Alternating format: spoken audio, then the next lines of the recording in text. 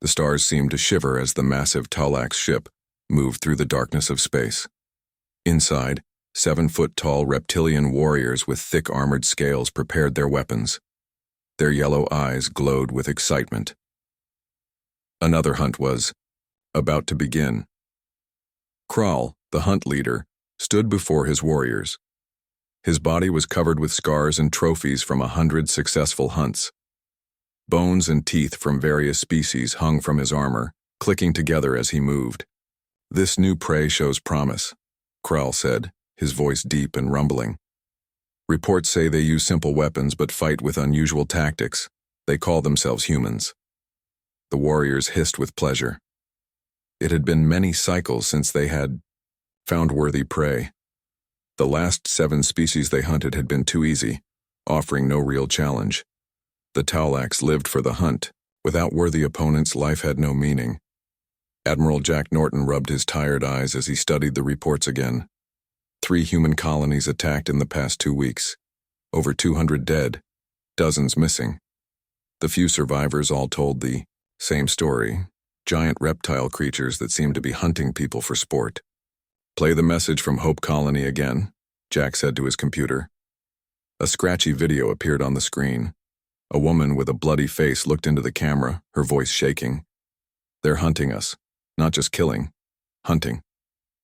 They passed up easy targets to go after our soldiers. They took parts from the bodies like trophies. They're enjoying this." Jack turned off the video. He had watched it 20 times already. Each time it made his stomach turn. His communication screen lit up. "Admiral, Dr. Martinez is here to see you. Send her in." Dr. Olivia Martinez entered his office. Her dark hair was pulled back and she carried a tablet computer. She had been studying the attack pattern since the first colony was hit. "Admiral, I've found something," she said. "These attacks aren't random. Look at this map." She placed her tablet on his desk. The screen showed dots representing human colonies. "They're working their way toward the inner colonies," Jack said, seeing the pattern. "Yes, but it's more than that. They're specifically targeting our more developed colonies with military presence. They're looking for a challenge." Jack stood and walked to the window. Earth shone blue and beautiful below the space station. "So, what are we dealing with, Doctor? Some kind of sport hunters?" "That's exactly what they are," Olivia said. "They're treating humans like game animals, but they follow rules, their own rules. They don't use their most advanced weapons. They give their prey a fighting chance. It's some kind of cultural ritual." Jack's face hardened. "Well, they picked the wrong species to hunt." Captain Benjamin Cole walked through the corridors of the UES Defiant. His ship had been ordered to the front lines of whatever this new threat was. The crew was nervous. Everyone had seen the videos from the attacked colonies. "Captain, to the Yao bridge," came a voice over the speaker. When Ben reached the bridge, his first officer, Lieutenant Frank Powell, stood waiting. "Sir, we've detected an unknown vessel approaching the Saturn mining colonies. It matches the description of the attacker ships. Alert status. All crew to battle stations," Ben ordered. "How long until intercept?" 3 hours, Captain." Ben nodded. "Tell Dr. Miller to prepare his medical team, and I want all weapons ready." As the crew prepared for battle, Ben studied the alien ship on the screen. It was unlike anything humans had seen before. All sharp angles with what looked like spikes along its hull. It was built to intimidate. Inside the mining colony on Saturn's moon Titan, 50 miners huddled in the emergency shelter. They had received the warning just an hour ago.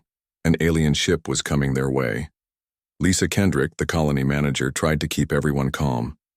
"The UES Defiant is coming to help us. We just need to stay hidden until they arrive."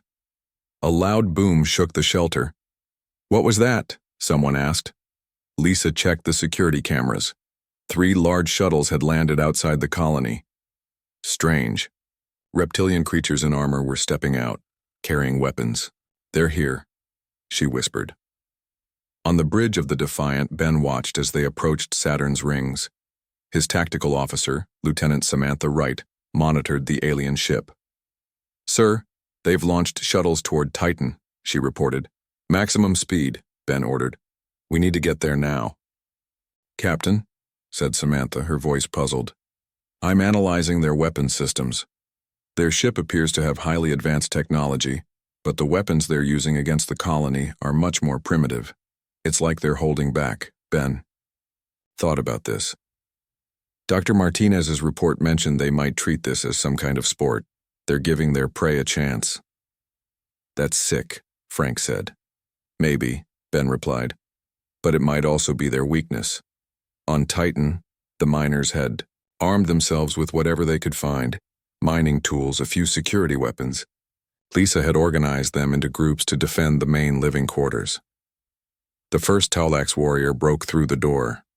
It was larger than a human, covered in scale-like armor, with yellow eyes that seemed to glow with excitement. It carried a spear-like weapon that hummed with energy. One of the miners fired a shot that bounced off the creature's armor. The alien made a sound like laughter, then more warriors poured in. The miners fought bravely, but they were outmatched. The aliens seemed to target the stronger fighters first, ignoring easier targets. Lisa fired her weapon at one of the warriors. The shot hit its arm, burning through the armor. The creature turned toward her, seeming almost pleased by her resistance. The Defiant dropped out of drive near Titan.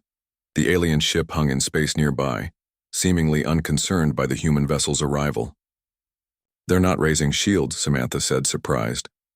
They don't see us as a threat, Ben replied. Let's change their minds, target their engines, and fire. The Defiant's weapon struck the alien ship. For a moment, nothing happened. Then, explosions bloomed along the ship's hull. Direct hit, Samantha reported. Their shields were down. Contact the ground team, Ben ordered. Tell them help is coming. On Titan, the miners were losing ground. Lisa had been forced back to the command center with just 5 others. The aliens were taking their time, treating the whole thing like a game. Her radio crackled. Titan Colony. This is UES Defiant. We've engaged the enemy ship. Hold on. Marines are deploying to your location. Lisa felt hope for the first time since the attack began. Outside, 5 human dropships entered Titan's atmosphere. Sergeant Alan Rodriguez led his Marine squad toward the colony. They had trained for this moment since the first attacks. Remember, Alan told his team, they want to hunt. Let's show them what happens when they hunt humans. The Talax were so focused on their prey inside that they didn't notice the Marines until it was too late. The human soldiers attacked with coordinated precision, their weapons specifically designed to penetrate Talax armor. For the first time, the Talax warriors felt something new: surprise. These humans fought differently than the colonists. They moved as a team, covered each other, used tactics the Talax had never seen before. Kral, who had been watching from a distance, felt something strange stir within him. It was an old feeling, one he hadn't experienced in countless hunts. It was respect. The UES Defiant hovered near the damaged Talax ship. Captain Ben Cole stood on his bridge, watching the alien vessel through the main view screen. Smoke poured from several holes in its hull, where the Defiant's weapons had struck. Are they responding to our hails? Ben asked. Lieutenant Frank Powell shook his head. No, sir, nothing. What's their status? Lieutenant Samantha Wright checked her console. Their engines are disabled. Life support is functioning. We detect about 30 life forms still aboard. Ben nodded. Prepare a boarding party. I want to know what we're dealing with.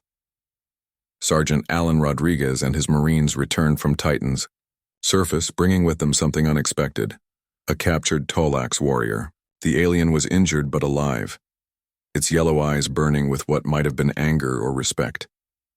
It was hard to read the reptilian face. Dr. Olivia Martinez rushed to the docking bay when she heard about the capture. She had been transferred to the Defiant to study the aliens firsthand. The Talax was even more impressive in person, nearly 7 feet tall with thick armor-like scales covering its body. Metal and bone ornaments hung from its armor. Careful, Doctor, Alan warned as Olivia approached the restrained alien. This one killed 3 of my men before we took it down. Has it tried to communicate? She asked. Not a word, but it hasn't struggled either, almost like it's curious. Olivia looked into the alien's eyes. I think it's studying us, just like we're studying it. Kral sat quietly in the human ship's holding cell. The humans had treated his wounds and given him water. This was unexpected. In Taulak's culture, captured prey was not treated with care. He watched as more humans entered the room. One was clearly a leader, wearing different clothing from the warriors who had captured him. "I'm Captain Benjamin Cole of the United Earth Defense Fleet," the human said, standing tall despite being much smaller than Kral. "Do you understand me?" Kral remained silent. He understood the words. Taulak's hunters studied the languages of their prey, but he wanted to learn more before revealing this. A female human stepped forward. "We know you attack our colonies. We want to know why." Kral decided to speak. "The hunt," he said, his voice deep and rough in the human language. "All species are prey until they prove otherwise."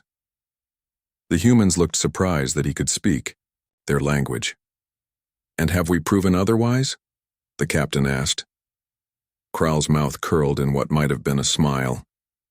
"You begin to.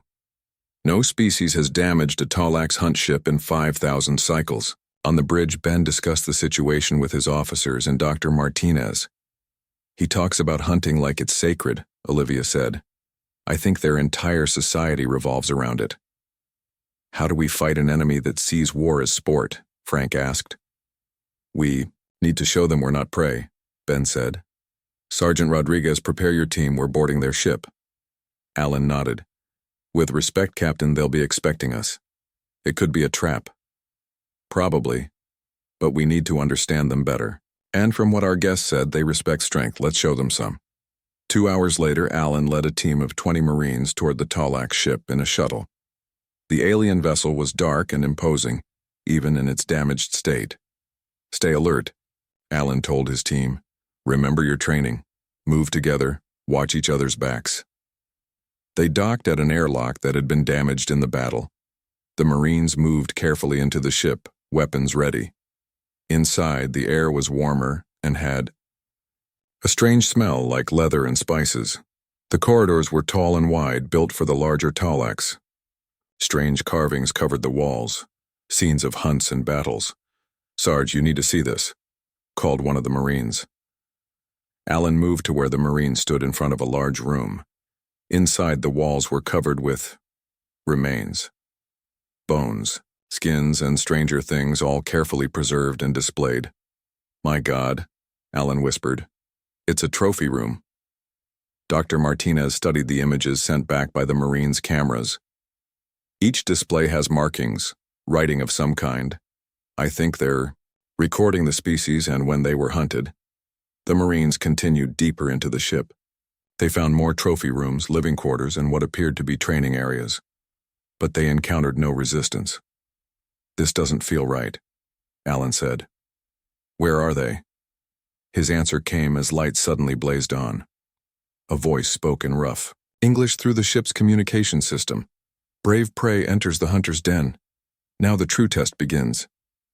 Doors slammed shut, separating the Marine team into smaller groups. Alan found himself with just 4 others. "Stay calm," he told them. "This is what they want, to hunt us in small groups. We stick together." From the shadows, a Taulak's warrior emerged. It was larger than the one they had captured, its armor decorated with more trophies. It carried only a spear-like weapon. "I am Vrax, High Hunter," it said. "You fight well for prey. Show me your skill." The Marines raised their weapons, but Alan held up his hand. "Wait.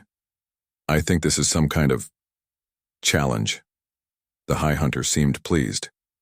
"The sergeant understands. 1 against 1. Honor combat." Alan stepped forward. "My team leaves safely if I fight you?" "If you fight well, yes, it is our way." Alan handed his rifle to one of his Marines but kept his combat knife. "Then let's dance." Back on the Defiant, Ben watched through the Marine's body cameras. Dr. Martinez stood beside him. "He can't win against that thing," she said. "The Taulak's is twice his size." "I know," Ben replied. "But Rodriguez is buying time for the rest of his team to find a way out." He turned to Samantha. Target the Taulax ship's life support systems. Be ready to fire on my command. In the holding cell, Kral watched the same feed. The human captain had allowed him to see the battle, perhaps hoping for some reaction. Your warrior will die, Kral said. Maybe, Ben replied. But he'll die fighting. That's what humans do. We don't submit. Something changed in Kral's expression. This is not known among the Taulax. Prey that becomes predator. Alan faced the High Hunter in a large circular room that must have been designed for such challenges. The Taulax warrior moved with surprising speed, the spear nearly catching Alan's arm. Alan was smaller, but quicker. He ducked under another strike and slashed with his knife, cutting across the Taulax's leg where the armor was thinner. The alien made a sound like laughter. Good, you draw blood. Meanwhile, the other Marine teams were not waiting to be rescued. They began working together, using the ship's own ventilation system to move between sections, surprising the Taulax who hunted them. In the challenge room, Alan was tiring. The High Hunter had wounded him twice, but Alan had landed several good hits as well. Enough play, Vrack said, moving in for a killing blow. At that moment, the ship shuddered. Alarms began to sound.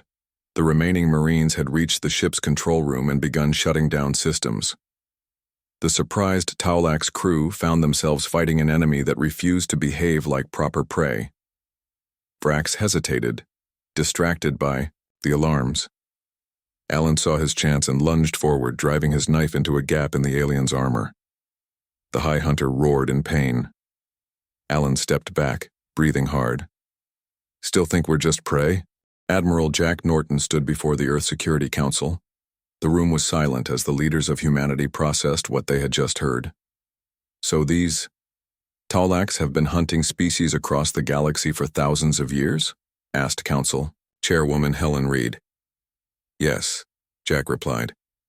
According to the information from the captured warrior and their ship's data, they've hunted over 300 sentient species, some to extinction. The room filled with whispers. General Diane Russell, head of Earth's military forces, spoke next. And now they're hunting us. What's our response, Admiral? Captain Cole's encounter shows they respect strength and cunning. They follow rules in their hunts. Some kind of honor code. I believe we need to beat them at their own game. You mean hunt them back? Someone asked. Jack nodded. Exactly. In the research lab aboard the UES Defiant, Dr. Olivia Martinez studied the Taulax technology they had captured. The ship had returned to Earth orbit, bringing with it both Kral and valuable data. Frank Powell watched as she worked. Find anything useful? He asked. Their technology is strange, Olivia replied. Advanced in some ways, almost primitive in others. Everything centers around hunting. Their weapons are designed to give prey a chance, not for quick kills. Frank shook his head. Sick way to live. Different, Olivia corrected. Their biology explains some of it. They evolved from pack hunters on a harsh world. The strongest led the hunt, earned first choice of food, mating rights. Their entire society formed around these principles. She pointed to a screen showing a map of the galaxy. Red dots marked hundreds of worlds. Each dot is a hunting ground, species they've targeted, but look here. She zoomed in on a section of space. They avoid these systems completely. Why? I don't know yet. But understanding their avoidances might be as important as understanding their attacks. At the Military Training Center in Arizona, Dr. William Harris watched as Special Forces soldiers practiced new tactics. The men and women moved in groups, using patterns inspired by Earth's predators, wolf packs, lion prides, hunting birds. General, Russell stood beside him. Will it work, Doctor? The Taulax hunt as individuals seeking personal glory, William explained. They don't expect coordinated pack tactics. Humans have been pack hunters since we chased mammoths across the plains. It's in our DNA. On the training ground, the soldiers surrounded a target that represented a Taulax warrior. They moved as one unit, attacking from multiple angles, retreating, attacking again. Earth's history is filled with hunters who became the hunted, William said. Now it's the Taulax's turn. Lieutenant Commander Grace Miller led her small stealth ship through the darkness of space. Her mission was simple but dangerous. Infiltrate a known Talax world and gather intelligence. Approaching the target, her pilot said. No signs they've detected us. Grace nodded. Take us in slowly. Activate the full sensor array. What they found shocked them all. Hundreds of Talax ships gathered around a massive space station. Warriors were loading weapons and equipment onto vessels. They're preparing for something big, Grace whispered. Her science officer, Eric Daniels, studied the readings. I'm detecting communication signals between ships, running them through the translator we developed from the captured ship's data. A moment later, words began to appear on the screen. The human hunt. Great challenge.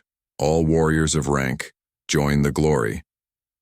They're gathering for a mass hunt, Grace said. Earth is going to be their biggest hunting ground yet. But Eric had found something else. Commander, look at these signals. Some of the Talax are arguing. There seems to be disagreement about humans. Grace read the translated messages.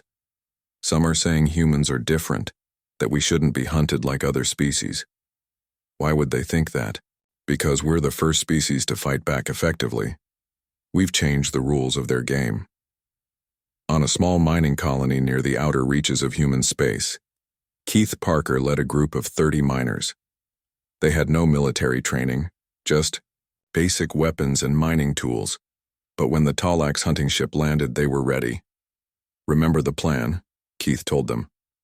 Let them think they're the hunters. The miners scattered into the tunnels they had dug beneath the colony.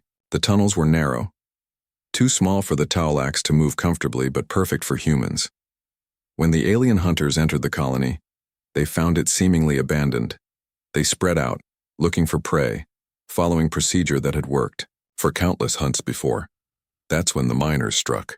From hidden passages and concealed doors, they attacked with mining lasers and improvised explosives.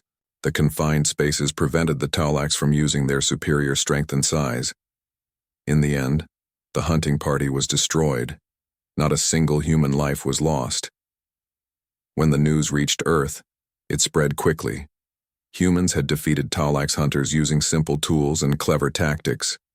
It was the first time in recorded history that a non-technological species had beaten Talax at their own game. In the Grand Assembly Hall on the Talax homeworld, High Hunter Vrax stood before the Hunt Council.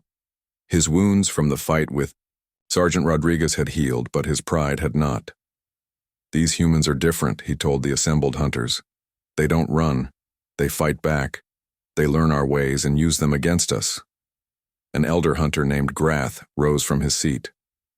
Are you suggesting we abandon the hunt? Show weakness? No, Vrax replied. I suggest we recognize worthy opponents. The hunt has rules. Prey that proves itself to be more than prey must be acknowledged. Murmurs filled the hall. Such a thing had not happened in thousands of years. The ancient texts speak of such possibilities, said a younger hunter named Zex. When prey becomes predator, new paths must be found, but Grath was not convinced. Humans are clever prey, nothing more. We will increase our numbers.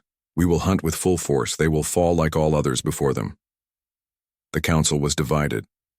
Half supported Grath's traditional view. Half were intrigued by Vrax's experience with humans. In the end, they reached a compromise.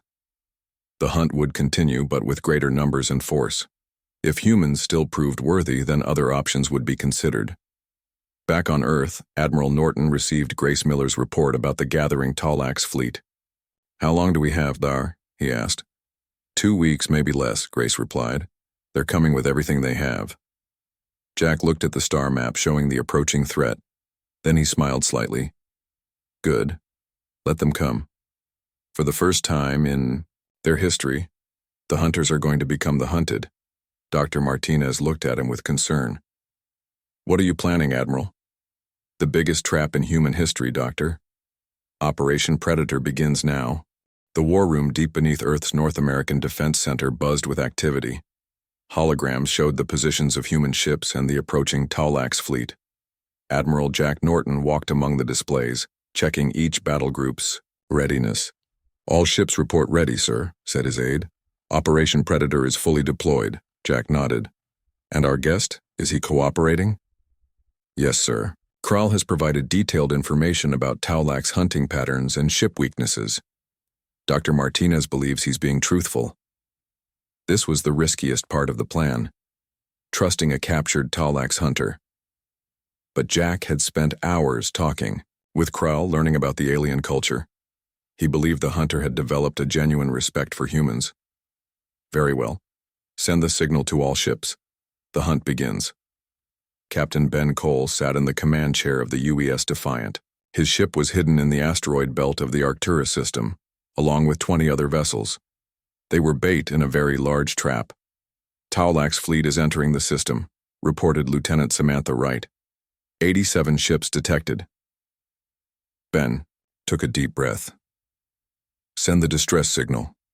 The Defiant broadcast a fake message about a large human colony being established in the system. It mentioned inadequate defenses and valuable resources. Perfect hunting ground. They're taking the bait, Samantha said. The fleet is changing course toward the signal's origin. All ships maintain positions, Ben ordered. Wait for them to commit to the hunt. On the lead Taulak's vessel, High Hunter Vrax watched the tactical display with suspicion. The human distress call seemed too perfect, too tempting.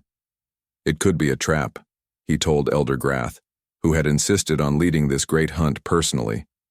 Grath made a dismissive gesture. Prey sets no traps for predators. These humans are clever, but they are still prey. Their signal shows fear. They know we come. Vrax was not convinced. His battle with the human sergeant had taught him that humans thought differently. But he could not disobey the Elder's commands. Send the first hunting party, Grath ordered. 20 ships should be enough to secure their colony. Commander Nicole Davis led the human response from her ship, the UES Interceptor. Her small fleet of fast attack vessels was hidden in the shadow of a large moon. As 20 Taulak ships broke away from their main fleet, she prepared her crew. Remember your training, she told them. We attack like wolves, not lions. Hit and run, wear them down, stay coordinated. The Taulak's hunters flew confidently toward what they thought was easy prey. They had no idea they were being watched. Attack pattern Delta, Nicole ordered. Begin now. Her ships burst from hiding, moving, in tight formation. They struck the rear of the Taulak's hunting group, targeting engines and weapon systems before quickly retreating. Before the Taulaks could properly respond, the human ships attacked again from a different angle. Back in the main fleet, Grath received confused reports from the hunting party. The humans were not behaving as expected. They were not defending a colony. They were attacking with disciplined precision, then vanishing. Send reinforcements, Grath ordered. Vrax stepped forward. Elder, I advise caution. This behavior matches my experience with humans. They are luring us in. You give them too much credit, Grath said. They simply have better ships than we thought. Send 30 more vessels. Admiral Norton watched the battle unfold from Earth. The first phase was working perfectly. The Taulaks were committing more ships to the fight, drawn by their cultural need to succeed in the hunt. Signal Captain Cole, he ordered. Execute Phase 2. Ben Cole received the message and turned to his crew. All ships, attack formation. Target the designated weak points on their vessels. The hidden human fleet emerged from the asteroid belt, catching the newly arrived Taulak's reinforcements in a devastating crossfire. Using the intelligence provided by Kral, they targeted specific vulnerabilities in the Taulak ship design. The battle was fierce. Taulak ships fought with the desperate fury of predators who suddenly realized they might become prey. Human vessels took heavy damage, but their coordinated tactics gave them an advantage the individualistic Taulaks couldn't match. On the mining colony, where Keith Parker and his miners had defeated the Taulak's hunting party, something unexpected happened. A single Taulak shuttle landed outside the perimeter. The miners prepared for another fight, but only one alien emerged from the craft. It was a younger hunter, named Zex, who had supported Vrax in the Hunt Council. He carried no weapons and made gestures of peace. I come to speak, not hunt, he called out in rough human language. Keith approached cautiously, rifle ready. What do you want? To understand, Zex replied. How miners defeat trained hunters, This has never happened before. Keith studied the alien. We worked together, we used our environment, we treated you like the dangerous predators you are instead of running in fear. Zex seemed to consider this. Humans think differently.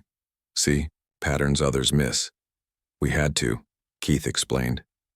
On Earth, we weren't the strongest animals. We weren't the fastest. We survived by being smart and working together. This concept seemed to fascinate the young Taulax. Among my kind, only the strong survive.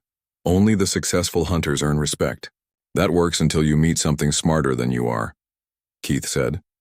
In space, the battle had reached a critical point.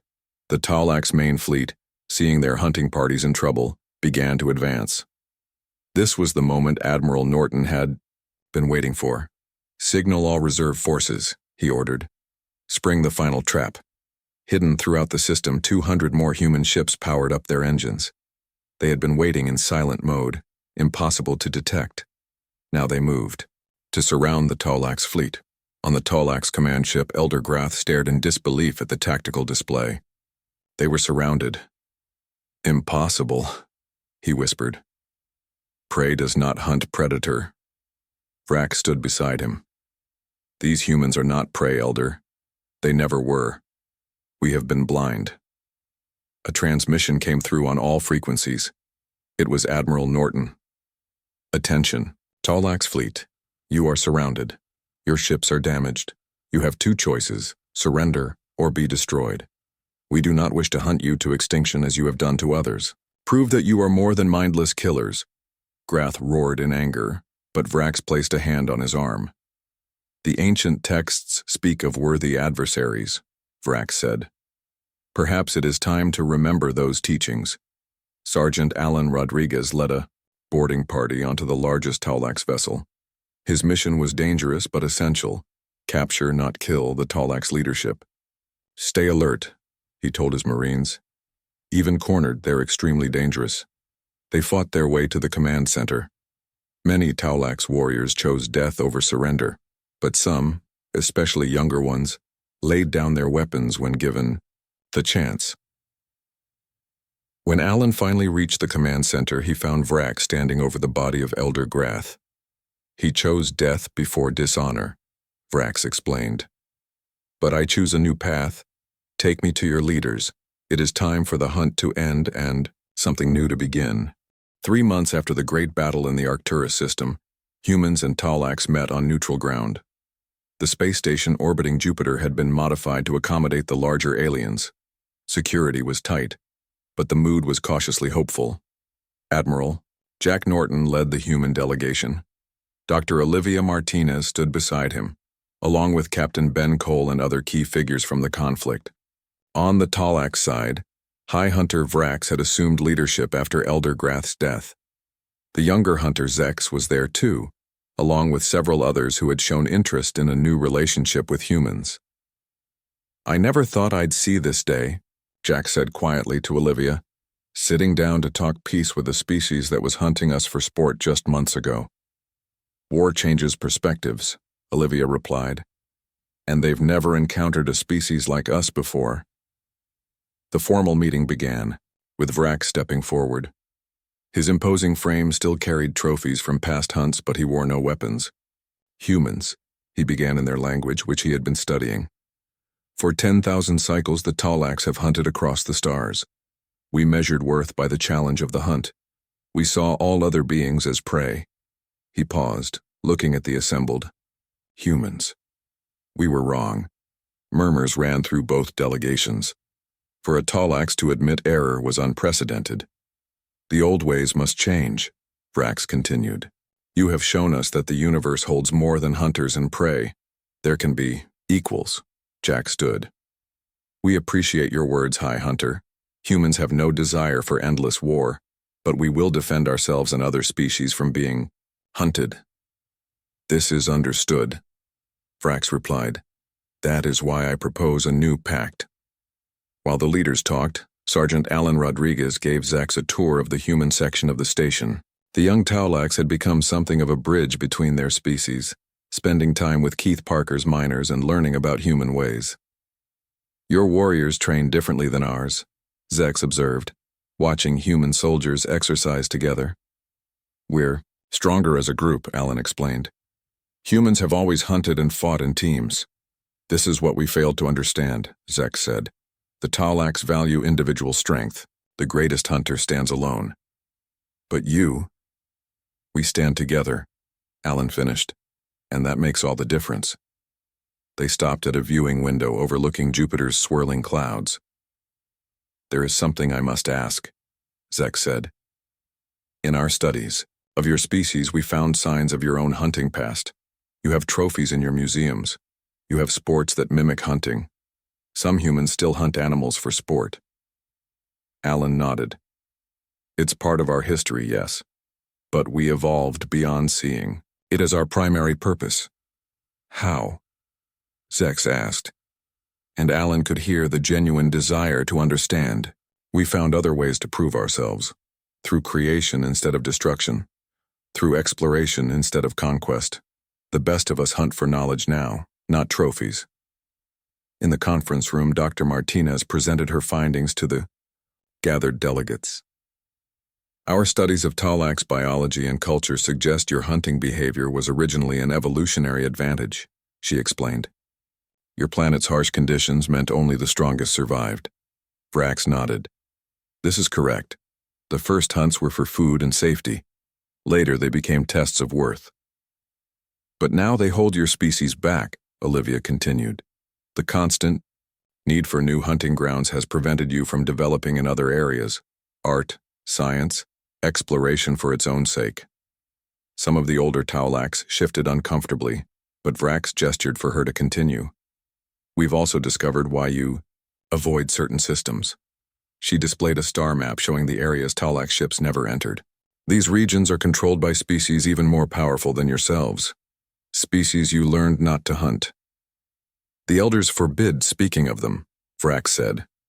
But yes, 3 times in our history, we encountered beings who nearly destroyed us when we attempted to hunt them. Jack leaned forward. So you already know there are limits to the hunt. You already make exceptions. This is true, Vrax admitted. Perhaps it is time for more exceptions. The final agreement took days to negotiate.